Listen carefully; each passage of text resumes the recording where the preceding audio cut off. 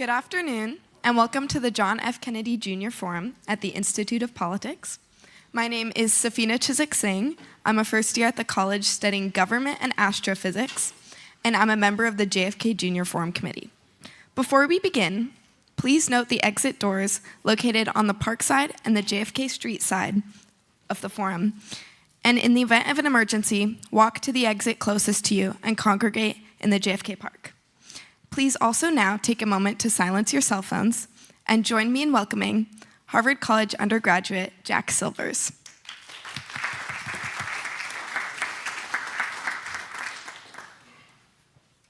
Hello, everyone, and welcome to the John F. Kennedy Jr. Forum. My name is Jack Silvers. I'm a senior at the college and a member of the Forum Committee. It's my pleasure to introduce tonight's panelists. They'll dive into a critical conversation about the state of geopolitics and America's role within it. Our guest tonight is Wendy Sherman. Sherman has led a distinguished diplomatic career, which has seen her serve in senior roles within 3 presidential administrations. First, Sherman served as the Assistant Secretary of State for Legislative Affairs during the Clinton administration, where she was lead negotiator in nuclear non-proliferation talks with North Korea. From 2011 to 2015, Sherman served as Undersecretary of State for Political Affairs under Secretary Hillary Clinton. In that role, she spearheaded crucial negotiations between Iran and the P5+1 group of nations, culminating in the 2015 nuclear deal. Most recently, Sherman was Deputy Secretary of State in the Biden administration, becoming the first woman to hold the position. A second-in-command at State from 2021 to 2023, she worked on pivotal issues within the U.S.-China relationship and strengthened bonds with key allies. Sherman is a joint fellow with the Belfer Center and the Center for Public Leadership here at HKS, and she is the former director of the latter. We'll have 2 moderators tonight. Our first moderator, Roya Talibova, is the Sultan Qaboos bin Saeed of Oman, Assistant Professor of International Relations here at HKS. Talibova is a scholar of IR and comparative politics, with a focus on the effects of political violence on development. Her scholarship has received widespread recognition from the American Political Science Association, as well as the International Studies Association. Prior to coming to HKS, she was an assistant professor at Vanderbilt in their political science department, and a postdoctoral research associate at the University of Pennsylvania. Our other moderator tonight, Robert Fogel, is a senior at Harvard College studying economics with a secondary in government. His research interests lie in international political economy with a focus on Chinese investment and geopolitics. He's the former chair of the John F. Kennedy Jr. Committee here at the IOP. Please join me in a warm welcome for our panelists tonight.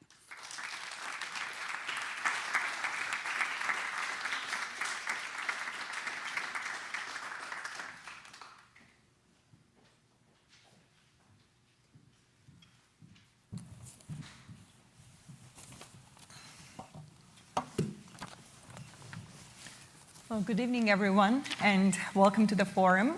We are honored to have Ambassador Wendy Sherman with us tonight, a trailblazer in American diplomacy and one of the leading negotiators on the world stage. She has helped shape the U.S. foreign policy through some of the most difficult and consequential periods in recent history. We have 60 minutes today to discuss geopolitics of the entire world. No small deal, so we should jump right in. Ambassador Sherman, we are living in a world where U.S. power is no longer uncontested and authoritarian regimes are increasingly assertive. If you were to negotiate with Russia, Iran, China today, how would your playbook differ from a decade ago? Well, thank you, Roya, and thank you, Robert, and thank you to the IOP for this forum tonight, and congratulations to all of you who are just about finished this semester, and to Robert, who's about to graduate. So, always hard. Yes, you can applaud him, that's fine. So, I don't mean this as a laugh line. I wouldn't try to be the one negotiating with Russia, Ukraine, Gaza, Israel, Palestinians, Iran, all at the same time.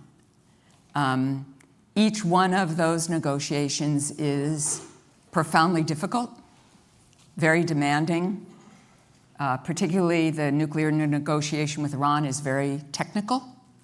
You need nuclear physicists and financial sanctions people and lawyers and public diplomacy people and interpreters and lots of other things. It is true that we live in a multipolar world, but it's been that way for some time. This is not new. What is new about the approach of the current administration, and it's an approach, you can be analytical about what's good about it, what's challenging about it, but the approach is to really go it alone in a transactional way, country by country, problem by problem, whether that's on tariffs country by country, or whether it's on what we demand in terms of defense, how we want to deal with countries, whereas the previous administration, the Biden administration, was as a bedrock that alliances and partnerships made us stronger. And quite frankly, having spent time dealing with China, they thought one of our strongest things in our pocket were our alliances and our partners. And in my view, to give them away or to push them aside is to our detriment in dealing with probably, without a doubt, the pacing challenge for the United States of America, and that is our relationship with China. Say two more things. There was a time when, whether I was negotiating with North Koreans or with Iran or in the Middle East or the Syrian declared chemical weapons deal, the Russians were incredibly helpful. They are smart, they are good negotiators, they are seasoned, they've been diplomats on the world stage for a long time, they know the ropes, but those days are over. Those days became over when Putin decided to horrifically and illegally invade a sovereign country. And so I know that President Trump trying to reestablish that relationship, but as Prime Minister Maloney, someone who President Trump likes a lot, said today, she believes that Ukraine has offered everything it can. And she hopes that the president asks Russia to offer something real. Yeah. You talked a bit about the approaches to diplomacy, and you spent many years working at the highest levels of the State Department. The State Department today looks very different than it did during your tenure. And so I was wondering if you could just maybe walk us through the state of the State Department. Marco Rubio, the secretary, he laid out last week a plan for major overhaul, including slashed budgets, reduced staff, closed offices, including those involving human rights, democracy abroad. So how might this affect the U.S. foreign policy mission and the functioning of the State Department itself? A couple of things, Robert. First of all, I've worked for 5 secretaries of state. Every one of them has had a reorganization plan. Every one. Some were better than others. And there is no question that institutions always have to evolve and change with the times. During the time I was Deputy Secretary of State, we created a Bureau of Global Health because we'd been through a pandemic. We understood how interconnected we all were, and we thought global health and a future pandemic might be something we would all unfortunately have to face again. We created a new Bureau of Cyberspace and Digital and Emerging Technology because, quite frankly, this is the future. It's technology. And how we do diplomacy is going to change and is changing rapidly because of AI and because of technology. And the challenges around technology affect everything that we do. So everybody tries to think about how you respond to the current world. 2 things have really surprised me about what Secretary Rubio is suggesting. Secretary Rubio, when he was on the Senate Foreign Relations Committee, and I knew him quite well and was before him many times, including when I had to be confirmed, has always been a stalwart for human rights and democracy.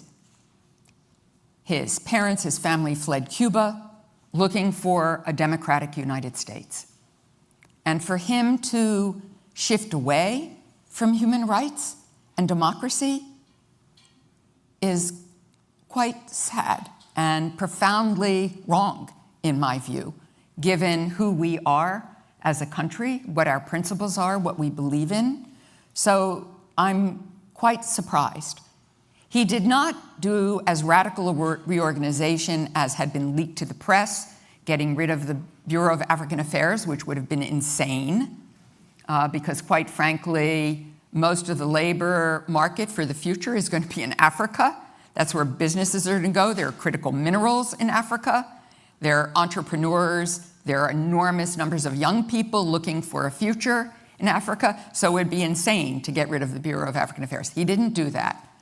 But he is reducing the footprint.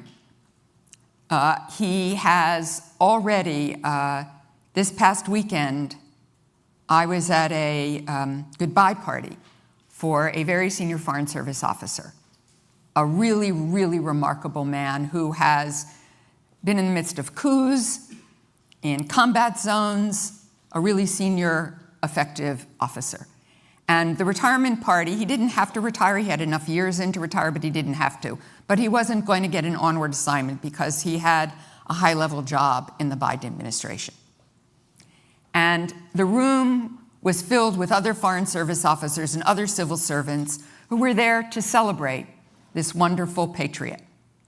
And everybody in the room was a patriot, from the administrative assistant who knew every administrative assistant in every embassy in Washington. So if you needed to solve a problem quickly, she could pick up the phone and call the assistant and get it done without the ambassadors ever knowing it was fixed.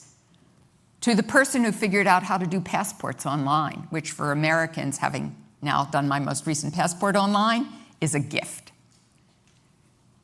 So that evening was tinged with grief and loss, because these are the people who have experience and expertise, and you can't teach in a moment what you don't know. And all these people would have been the mentors for many of you, and they won't be there. And we have lost a great deal. It worries me a lot. Indeed, this kind of strategic recalibration raises questions about the very institutions that are anchoring global norms. Throughout your career, Ambassador Sherman, you have operated within the P5+1, within the UN, within a range of multilateral formats. In an age of fragmentation, what is the future of consensus diplomacy? Is there a need for a new model beyond the Bretton Woods architecture? And by Bretton Woods architecture, I mean the post-Second World War international economic and financial architecture, but also rules-based global economic order anchored by the US and emphasizing not only economic institutions, but also security alliances and diplomatic norms aimed at maintaining stability through consensus and cooperation. So a couple of things I also should have mentioned, but it's interesting because I think we feel like it's so past, even though it was less than 100 days ago. But the administration also eliminated USAID, which is a profound loss to all of us. Because of the end of USAID, with only a tiny piece of it left inside the State Department now, it means that the World Food Program is going to reduce its footprint by 30%. It means that UNICEF is not going to be able to help as many children. It means that children are going to die because they will not get the malaria drugs they need, or bed nets, for that matter, that they need. So I don't want us to forget. And this is part of the flood the zone strategy of the current administration. So many things happen so fast, you forget about the last 5 difficult things that have occurred because 5 more things have occurred. Some of the things the administration is doing may turn out to work. I haven't figured out what those are yet, personally, but there may be.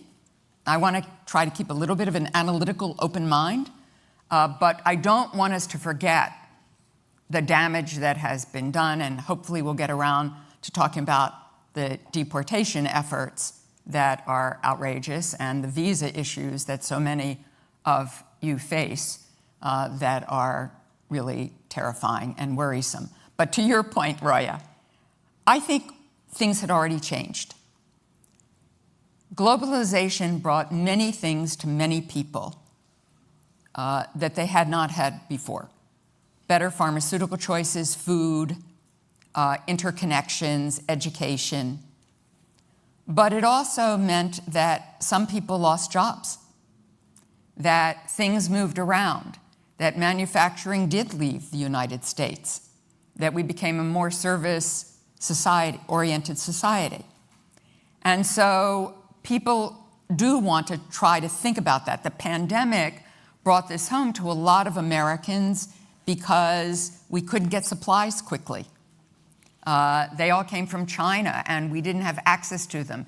And so people began to feel like, hey, we better onshore everything so we're never in this position again.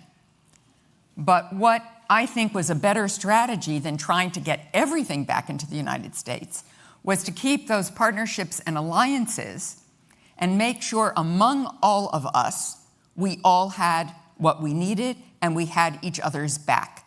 So yes, the Bretton Woods institutions need to evolve and change.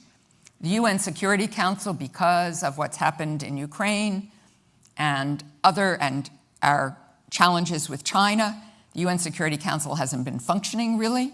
The UN General Assembly's become a more important dimension because it represents the whole world. And the United States has advocated for some time that the Security Council should change and be more representative, as one example, and I believe that should be the case.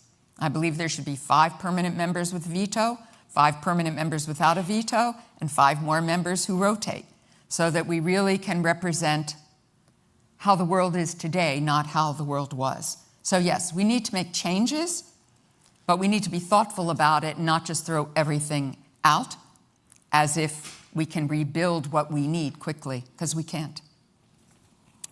I want to take a look quickly at the Middle East and specifically Iran. You negotiated the 2015 nuclear deal. President Trump was very critical of that. He pulled out of it in 2018. Now, once again, he's back to the negotiating table. I'm curious if you might have any insights into what changed for the president, what led him to shift his position, and in addition to that, how do you think a new deal could be different from the one that you negotiated?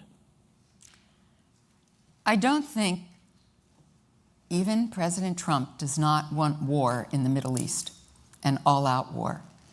And if, in fact, there was bombing of Iran, which would probably be led by Israel, but would need the support of the United States, logistically, intelligence, and for some technology and equipment that we have, it wouldn't stay contained. And I don't think it would stay contained. Some people argue perhaps it would. I don't think it would. And it would set off a conflagration that I do not think would be in anybody's interest. And President Trump campaigned by saying he wanted to end wars. He wanted to create peace. He didn't want conflict in the world. He said on day one, I'm going to end the Ukraine war. It never would have happened. I'm going to bring all the hostages back. I'm going to make Gaza into a beautiful beachfront community, et cetera, et cetera. So this is what he said he wanted to do. Those things are harder to do, as he's come to find out. But I don't think he wants war. And I think that even though I think he realizes whether one supports the Prime Minister of Israel or not, Hamas is weaker, Hezbollah is weaker, the Iranian militia are weaker in Syria, Assad is gone. The complexity has changed, so why not try to create change as well? Saudi Arabia now has diplomatic relations with Iran. The US wants a deal with Saudi Arabia that ultimately might lead to the recognition of Israel and change the dynamics. The president has said he wants to end the conflict in the Middle East. I find the suffering of the Palestinians in Gaza nearly unbearable. but that seems to have stalled at the moment in terms of seeing any end to that horrifying situation. So what do I think will happen in this deal? I hope the president's successful. I don't want war either. I want Mr. Witkoff to succeed. I'm glad there's finally a technical team because, quite frankly, when I did this, I'm not a nuclear physicist. I'm not an economic wizard like Robert. So I needed people who knew the details of our sanctions, how you took them off, how you put them on, what it would cost, what it would mean, what would happen as a result. I needed lawyers. I needed people who spoke Farsi. Even though we did the negotiations in English, I needed somebody who watched the Farsi press every day, so I knew how that was playing. I needed to understand the culture and the history of the people with whom I was going to be negotiating. I had to negotiate not only with the Iranians, I had to negotiate inside the administration, I had to negotiate with the Congress, I had to negotiate with Israel, I had to negotiate with the Gulf states, I had to negotiate with the UK, with Germany, with France, with the European Union, and occasionally with Iran. I'm sure I've missed some people I negotiated with as well. It's a very complicated, complex situation. This isn't the P5+1, but you still need to let Europe know what's going on because they have stakes in what's happening here. You still have to let Israel know what's going on so they don't preemptively bomb. You have to let the Gulf Arab states know what's going on because you want them to support whatever deal you come up with. There is a timeline that the president's facing because there's a thing called snapback in the original deal, which will happen in October, but they have to do things earlier. So the president does only have a couple of months to try to figure this out. So maybe they'll end up with an interim deal to a long-term deal. There are some carrots the president could play that we could not. I won't go into them right now because it would get boring. But there are some things he can do. I hope the administration knows what they are. Beyond these structural facets of these negotiations, I want to kind of talk a little bit about the psychological side. You've negotiated with some of the most difficult leaders in the world. In your experience, how much do these negotiations depend on state interests versus the personal psychology of the leader in the room? I'd say both, Roya. Some of you know I was originally trained as a social worker. I've had an unexpected life. I wish that for every one of you here. If you'd asked me at your age whether I'd be sitting opposite the Iranians negotiating a nuclear deal, I would have told you I was nuts. You were nuts, and I was nuts to think that might happen. But there I was. And as a social worker, I learned two things. I learned clinical skills, which I only half-jokingly say have helped me with dictators and members of Congress, only half-jokingly. And I trained as a community organizer. And when you're a community organizer, you have to look at the whole landscape. You have to understand everybody's interests. And then you have to figure out how you bring that all together to achieve the goal that you want. And I've done that first in child welfare, then in American politics, and then, because of a crazy reason, I ended up at the State Department and ended up in national security and foreign policy for decades. So you have to know the interests of everybody at the table, but you have to know all the things that are away from the table, history and culture, and then you have to understand the personalities with whom you're going to deal. And for a couple of years, those of us in the P5+1, when there was a very, very conservative government in Iran, ran around the world accomplishing almost nothing, except we all got to know each other. So we got to know who had to go out for a smoke, at what point in the day, who had to pray at what time in the day, who was good at 11 o'clock at night and who wasn't. So you knew to have a meeting with that person at 11 o'clock at night because you probably could get done what you need to get done because all they wanted to do was go to bed. So you learn things about people that become useful to you. And Foreign Minister Zarif, Javad Zarif, who was the foreign minister at the time, was a very dramatic person, had lived in the United States for 30 years. He knew Americans quite well. So he knew our psychology really well. But we began to learn his. We knew when he went to the back of the room and put his head in his hands, when it was theater and when it was real. And when he really had to go pray, and when we'd already had 5 times. So you learn things, and they're important. Staying with that, with those negotiations, I'm curious, what role did identity play there? You're a Jewish American woman, you're negotiating with the Islamic Republic of Iran. Were you able to turn that into an asset, or did that matter at all, or how did you work with that? 2 things about that. Madeleine Albright, who was a very dear friend of mine, my boss at one point, my business partner at one point, but most of all a dear friend, taught me early on that when you sit across the table from someone as a diplomat, I was less Wendy Sherman or a woman or an American Jew. I was the United States of America. That's a pretty powerful thing. And if you take on that power without being obnoxious and arrogant about it, with humility, it is very powerful. And so I knew when I sat across from the Iranians, I was the United States of America. I also was older and had this hair already. And to be perfectly frank about it, I wasn't everybody's idea of a sex symbol by that point. And so I think it was easier to deal with me because I was an older woman. I was married, was helpful.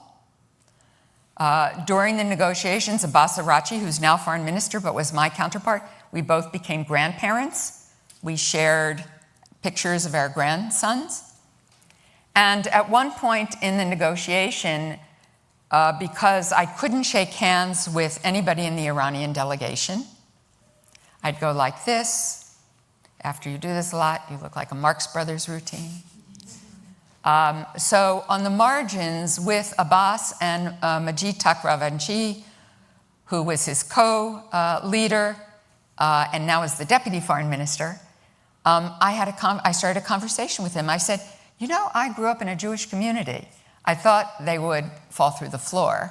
They wondered why I was having this conversation, this awkward conversation.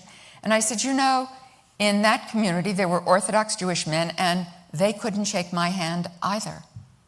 And we ended up having a very interesting conversation about Judaism in Iran, which is virtually non-existent. Though they told me there was a Jew in the parliament. I don't know whether it's actually accurate or not. Doesn't matter. So one finds ways to try to bridge identity and cultural divide. And the last point I'll make is this was a very, very unusual negotiation. It was coordinated by the High Representative of the European Union, according to a UN resolution. The High Representative was a woman, first Cathy Ashton, and then Federica Mogherini. Their deputy was Helga Schmidt, a woman, a German Bavarian, phenomenal, the unsung heroine of this negotiation. She coordinated all of us all the time, and we were a hard group to coordinate and keep it going. She held on to the document at all times. When the US had bilateral conversations, we always had her in the room so she could go out and tell the rest of the P5+1 we weren't selling them out. We could be transparent. So the 3 people who spent most time with the Iranians were women.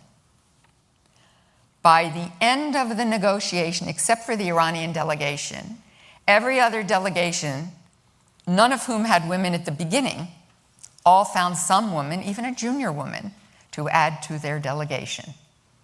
So it always helps to move everybody along. Ambassador Sherman, in many parts of the world, democracy, at least today, is caught between pressures of populism and persistence of corruption. And within these contexts, leaders usually opt to use nationalist rhetoric or clientelist networks to remain in power. How do you engage or negotiate with governments whose political survival depends on defying the international norms you are tasked with upholding? It's a slow process.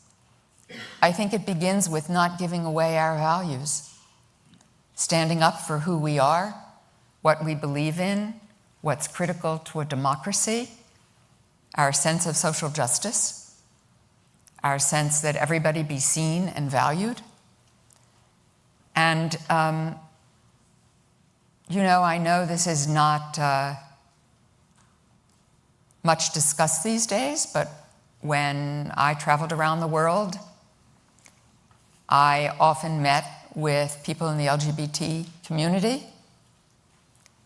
In some countries, that was out in the open. When I met with a group in India, we did it out in the open, and 5 years earlier, that wouldn't have been possible. In other places I went, I met in secret because their lives were at stake. But my meeting with them gave them hope that maybe one day they'd be like India 5 years later and be able to have that meeting out in the open. So I believe we have to live the values that I believe are critical to democracy. And in my own view, this is not about wokeness. This is not about having the correct pronoun. This is about really fundamental belief that everybody should be seen. As Governor Walz said last night, if you believe in freedom, but you don't believe in freedom for everybody, then you believe in privilege. So we talked a little bit earlier. You mentioned what's going on with some of the deportations. I think there's a lot of uncertainty in the minds of the average American of what power does the government actually have to terminate a student visa. I know there are actually many students who are part of our forum committee who aren't here today because they're hosting a rally in the Yard protesting the Trump administration's actions against foreign students. Could you walk us through what's going on here, and is this even legal? The president has invoked an emergency act that he says gives him the right to summarily deport people without due process. I believe that is wrong. I believe that is not legal, but I'm not a lawyer. The courts are taking up this issue. In fact, a federal judge has said it should stop for now.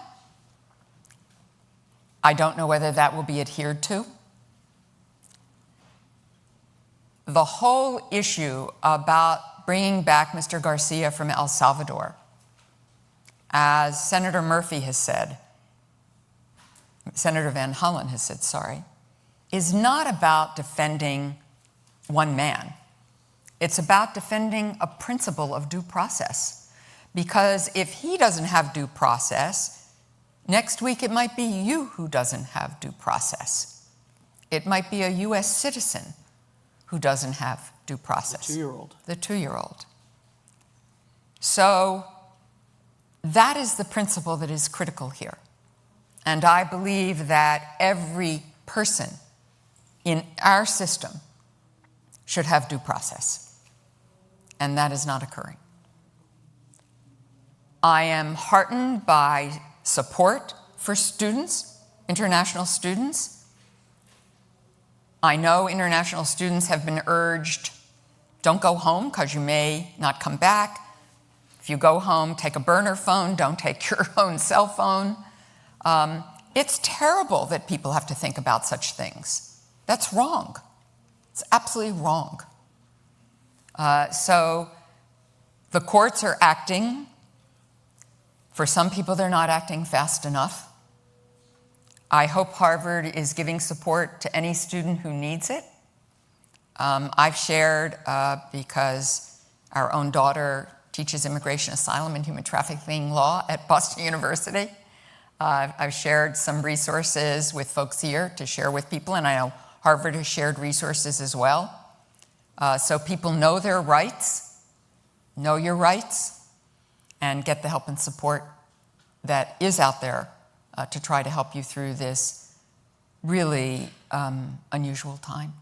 And last point I'd make is Senator Rubio has said under these circumstances, he has a right, if he believes that someone has done something wrong, to deny a visa. Because as you know, people come to our embassies, they get in the visa line, they have an interview after they filled out their application. There are many reasons why people are denied a visa.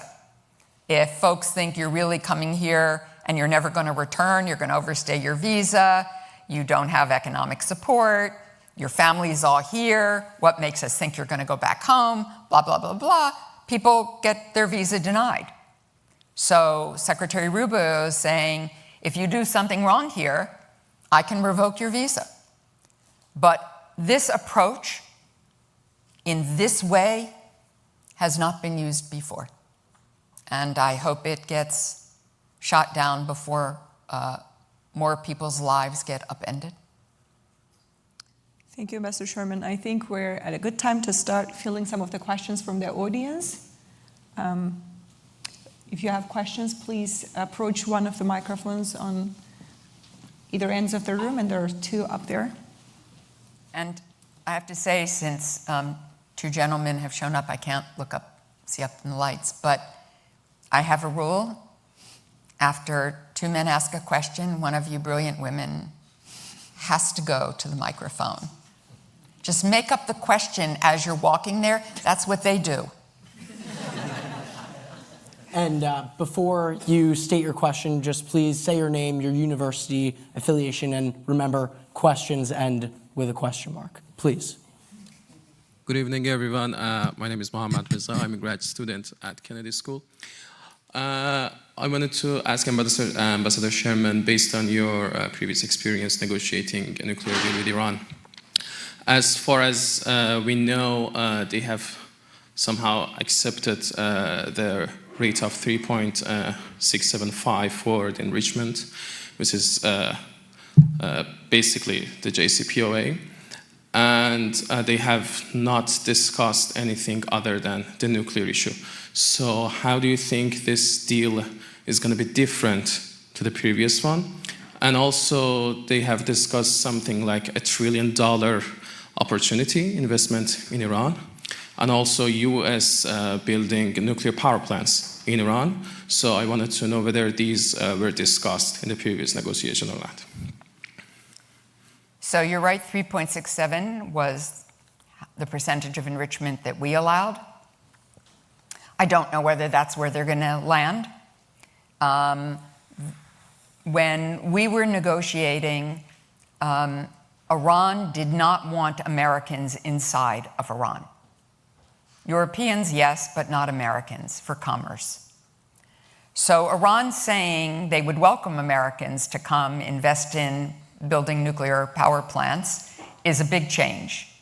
And I think probably they thought that might be something that President Trump would see as a commercial opportunity and would help in the negotiations. I don't know whether that will work or not. The United States has a primary embargo against Iran. We could never address that because politically that was impossible, but the president has a Congress that basically supports whatever he wants to do. So maybe he will be able to do things we were not able to. Maybe he will get longer durations than we were able to. I don't know. I don't know. I only know that I wish he succeeds. Yes, please. Thank you. Hi, yeah, I'm Wyeth. I'm a first year at the college. I'm not gonna lie, I did make up this question as I was walking here, so I'm sorry if it's not entirely formed. But you were speaking to this earlier when you were talking about whether, like, balancing the mix of state interest and psychology. But I think about this a lot in terms of, like, the current partisan polarization of America and whether or not it's even possible to negotiate within Congress. But I was wondering from a diplomat's perspective whether or not through diplomacy you really can change people's minds, or whether or not it is the fulfillment of structural things that were going to happen no matter what, or whether or not through interacting, conversing with these diplomats, you're like actually able to change their thinking. And I was wondering if you had any stories related to that. If I didn't believe that human beings could work together to achieve a common goal, I would have given up a long time ago.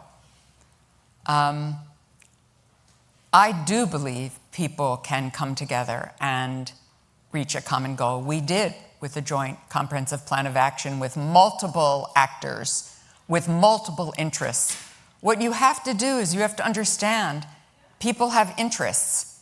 I'm not a MAGA Republican, but I understand how people got there. I understand that they felt they were not seen, that they'd lost their jobs, that the people moving into their neighborhoods didn't look like them, didn't go to their church, were somehow displacing who they were and the power that they had. So I understand where the grievance came from. I just don't think this is the best way to address it. So do I think I could sit with a group of people who are MAGA Republicans and get them to change their minds? Not today. But could I listen hard? Could they listen to me? Do we both want the same thing, which is for the United States of America to succeed? You bet. And maybe over time, if we work hard at it, if we find a small goal that we both want, we could work to that small goal and then to a bigger one and then to a bigger one.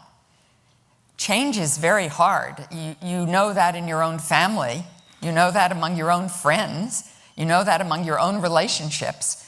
You don't so much change the fundamentals of people. You respect them. You honor who they are. You honor their interests. And you try to achieve something together. My husband and I come from very different backgrounds. We've been married for 45 years. We don't approach things the same way. We don't even have the same priorities. But there are some things we both want to do together, and that keeps us together. Not every moment of every day. You'll have to ask him. But you know, it's kept us going. But not because we're identical and not because we have the same interests, but because we have some of the same goals and we work at it together. Thanks for your question. It was pretty good. Thank you. We're going to move up there into the loge. Hi, my name's Trey. First of all, thank you so much for being here. My question was regarding the negotiation process, especially going into it, you might not always have a clear goal, but you reach some point at the end and you have some conclusion. But then what if something goes wrong after that? How do you work as a negotiator to backpedal or to change something that's already been decided? And how does that differ from the usual negotiation process? Happens in every negotiation.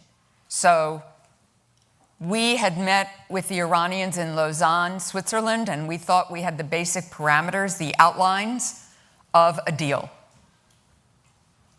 We left Lausanne, we all felt good. The White House even published the parameters, much to the dismay of my European colleagues, but we did it because we wanted to cement them. Whether that was the right thing to do or not, a case study can be done at Harvard, you can tell me.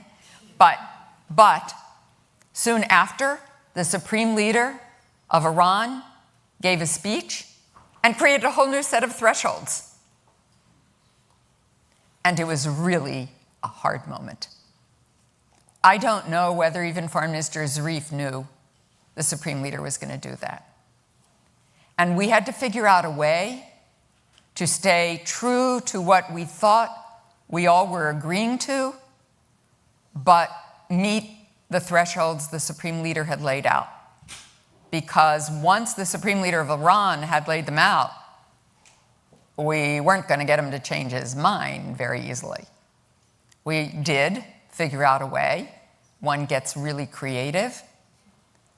In all negotiations, you have to figure that out. Sometimes it wasn't in this case, but sometimes it's as simple as word choices. The Iranians wanted to end sanctions. We wanted to suspend sanctions, so we used the English word lift sanctions, which everybody could say met their needs. Yep. Hi, Ambassador. Thank you very much. My name is Oliver. I'm at the Belfer Center. And a question I get a lot from students right now, US American students who are passionate about geopolitics and diplomacy, is whether they should join the State Department. And I know that as a diplomat, you occasionally have to defend positions that you personally don't agree with. But we're in a new situation now. So, and this is a question I can't answer. I've never been a diplomat. I'm not American. But if you were just about to graduate from the college right now, and you're really, you've been thinking a lot about becoming a diplomat, how would you approach this issue? And if you were to decide not to join the State Department, what other careers would you be looking at? Thank you. Sure. I've had this conversation with many folks here at the Kennedy School. If you're really just at an entry level, you probably aren't going to be confronted with a policy issue that's going to be hard to deal with. You're probably, at least if you're going to go in the Foreign Service, going to be on the visa line for a couple of years, and you'll learn a lot about a lot of different people and a lot of different cultures. You'll learn the rudiments of diplomacy. There may be uncomfortable moments, but you're not going to be in a policy-making role early on. However, if there's everything about a current administration you disagree with, you shouldn't go there, because you're undermining your own integrity and your own core. If you can't go there, I've urged folks, go to states and big cities here in the United States. California is now the 4th largest economy in the world. They have many international offices. They even have in big cities, there are deputy mayors who do international relations, because every big city, even little cities, have trade needs, have tourism needs, have filmmaking needs, which is a lot of fun. So go to state and local government, go to business, get those set of skills.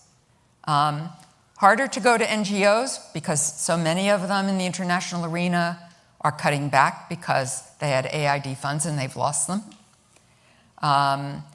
So I think there are places you go, you get skills, and then wait for the moment you're more comfortable coming into federal service. Now, even if you're coming in at a higher level, every one of us has to think about the moment when you can't do this. So I was the Assistant Secretary for Legislative Affairs. It was my first job at the State Department. And I had to go up and lobby the Congress for our policy in Bosnia. And it was getting more and more uncomfortable because we wouldn't engage. We wouldn't get involved. And on the morning that I saw in intelligence that there was a mass grave in Srebrenica, I went up to see the Secretary of State, and I said, Mr. Secretary, I can't keep going up to Capitol Hill and defending this policy. I can't do it. And he said, it's okay. The president can't either. We're going to change the policy. Madeleine Albright, who was our UN ambassador at the time, we're going to declassify this photograph, and she's going to take it to the UN, and the US is going to intervene. So everybody has to decide what that moment is for them. Some of my colleagues, former colleagues who were at this event on Saturday night, could not keep going. It reached a moment they could not absorb. The person who left has another family member who's staying and seeing whether they can make it through, given what they do. It's a hard decision, but every individual, everywhere in life, has to make that decision. Sure. We're going to go back up there. Thank you. Hi, thank you so much for coming to speak to us today. It's been incredible to hear everything you have to say. I'm Liv, I'm a sophomore at the college, and you kind of explained the psychological aspects of negotiations, but I kind of wanted to ask about like how you personally like keep yourself motivated. Like clearly as like a very empathetic person who talked about like the pains you see and like feel for people in Gaza and Ukraine, I can assume that the job sometimes like feels like the weight of the world is on your shoulders, and especially seeing like all the rollbacks of like all the hard work you've done. Like, how do you remain hopeful or optimistic for the future in like the wake of so much intensified suffering? I guess. Sorry, it's a heavy one. Okay.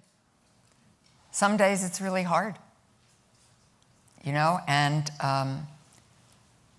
I say to everybody, in whatever job you do, make sure you have a support group of people that you can commiserate with and celebrate with, who can tell you when you've done a great job and also tell you when you've been a jerk.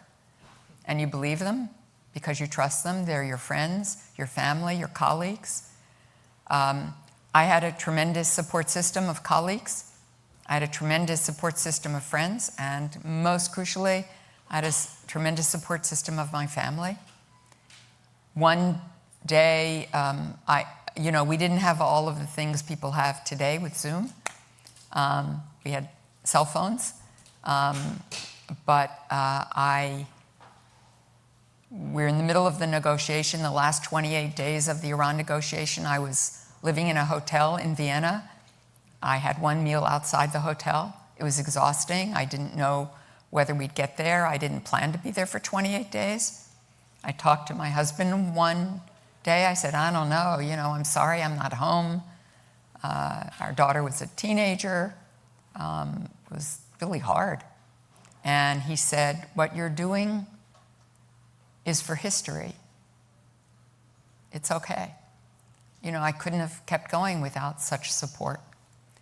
And the last thing I'll say is when I wrote about both my life and my diplomacy, I called the book Not for the Faint of Heart, Lessons in Courage, Power, and Persistence.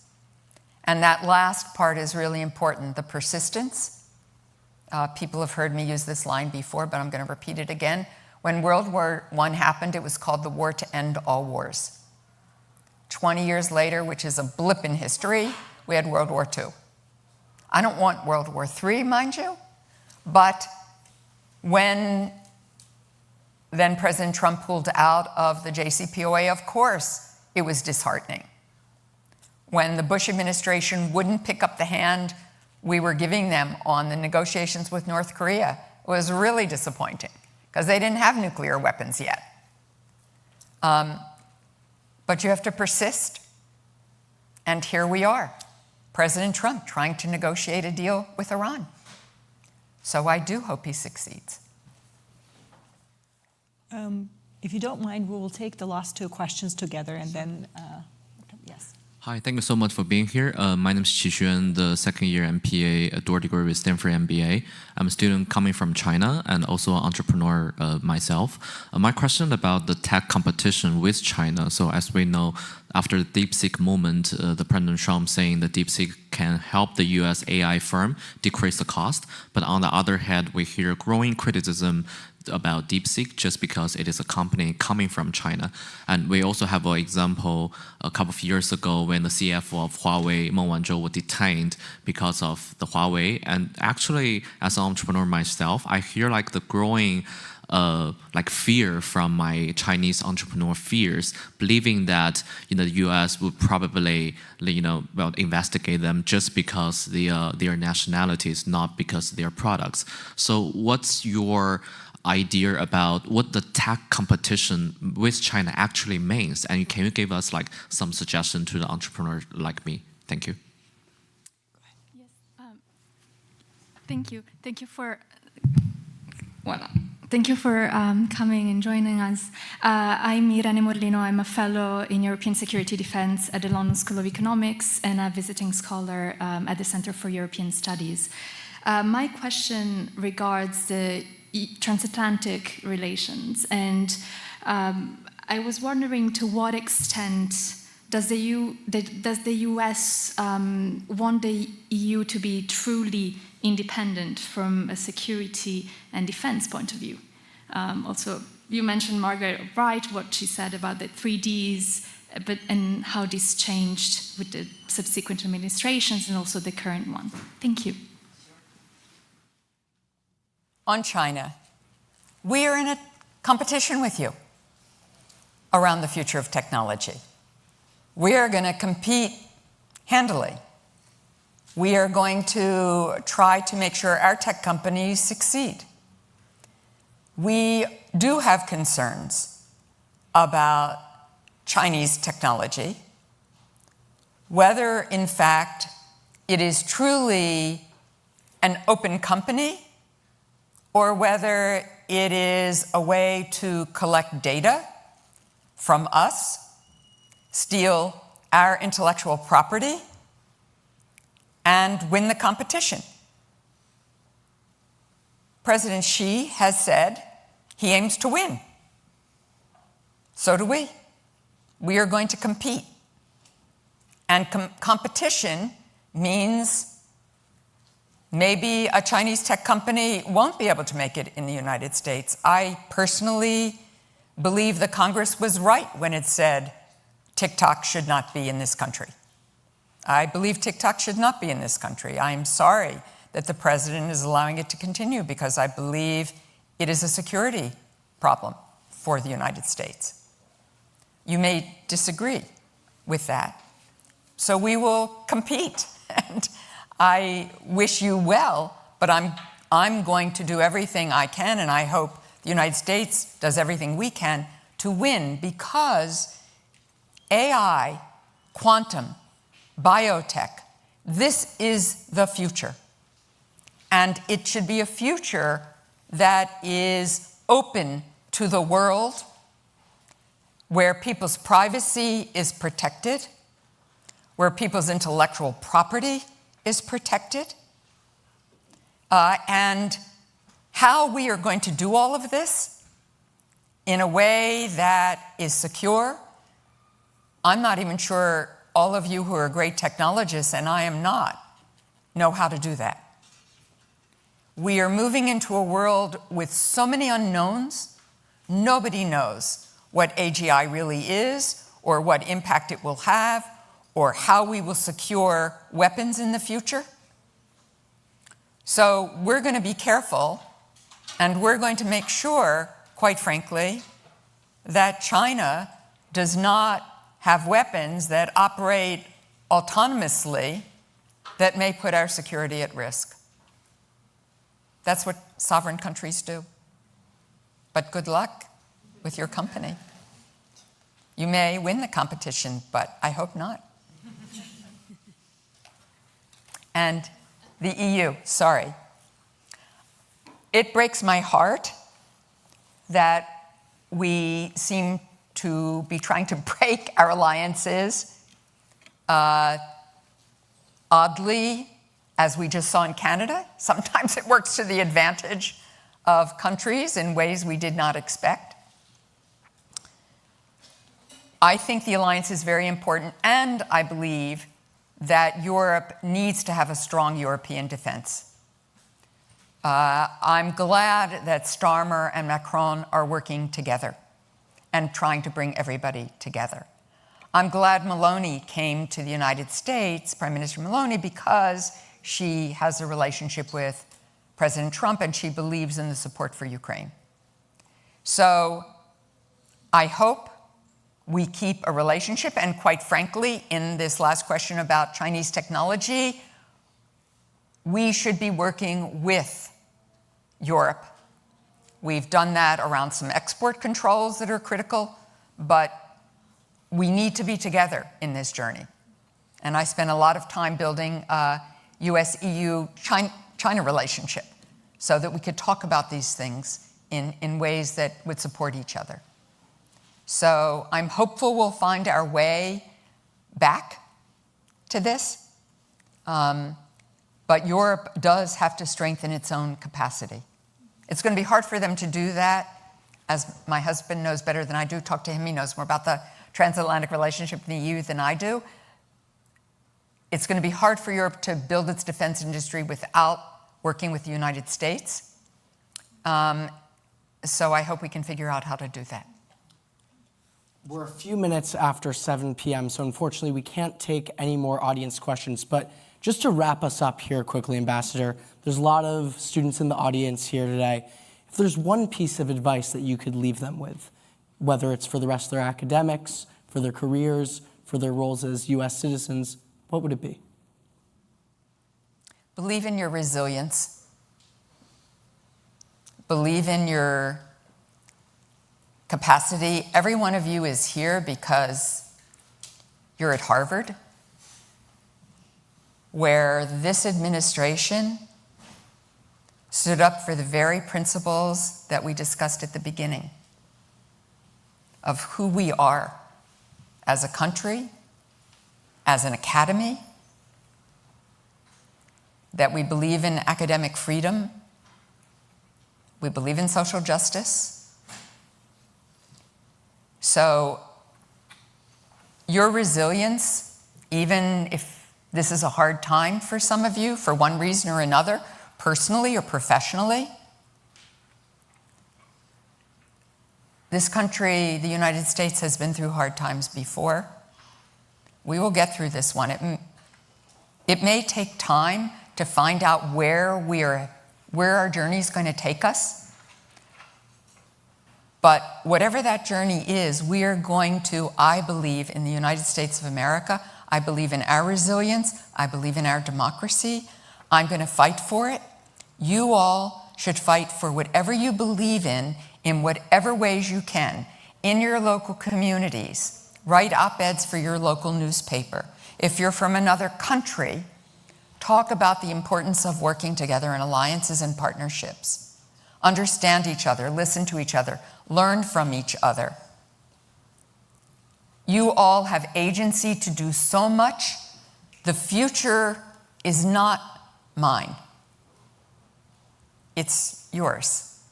You're the leaders that are going to make it happen for my grandsons. I'm very grateful to you all.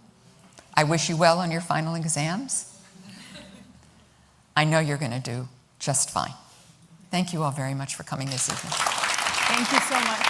Thank you, Ambassador Sherman, for your candor, your insight, your decades of service. Thank you, everyone, for coming and joining us for tonight. Again, please, another round of applause.